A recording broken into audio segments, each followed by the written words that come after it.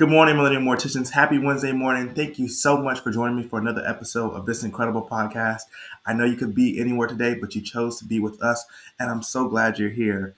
Another week, another exciting topic, another exciting episode. I hope you guys are ready for what we're talking about today. I think it's going to help you out throughout this week, and I think it's going to empower you to really look out and see what you're doing with your time and how you're managing your life. The title of today's episode is called The Balancing Act.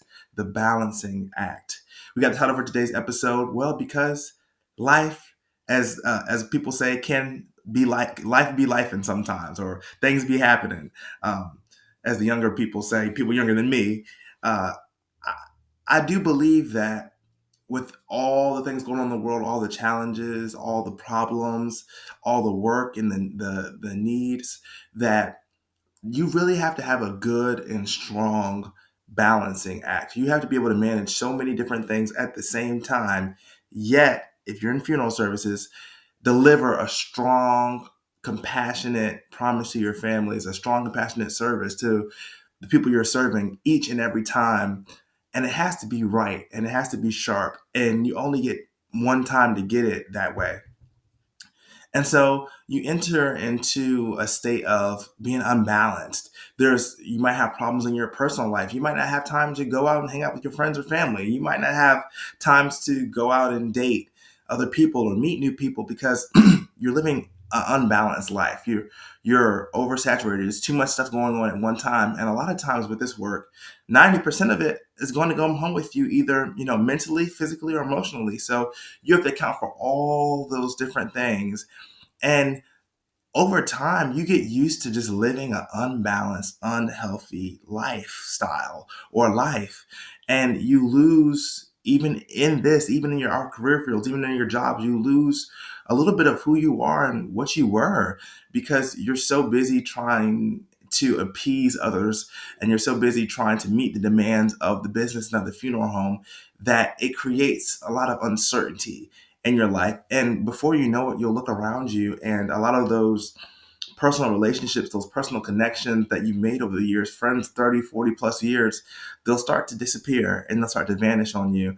Not because you were a bad friend or you're a bad person for choosing to do this, but because you chose the sacrifice and the sacrifices that come with being in funeral services and serving others and serving families and delivering a great funeral each and every day and looking your best and being in your sharpest mind.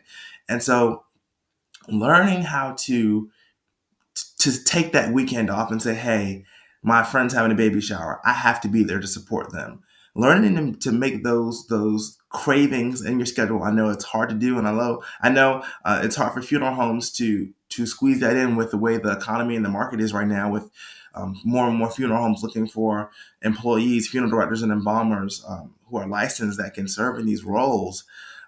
So being able to work with a good and strong funeral home that understands that up into a certain capacity, you need a little bit of time to just free your mind and connect with people and be human. Because at the end of the day, although we're servants first in the funeral industry, we're humans. And we need those connections, those interpersonal relationships just as much as the next person does. So this week, have a balancing act. Be able to balance yourself out and really look around you and look around your circle and say, have I been the best person I can be outside of funeral services? Have I treated people with respect? Have I loved people the way I should, that I would want to be loved and treated outside of our industry and outside of our business?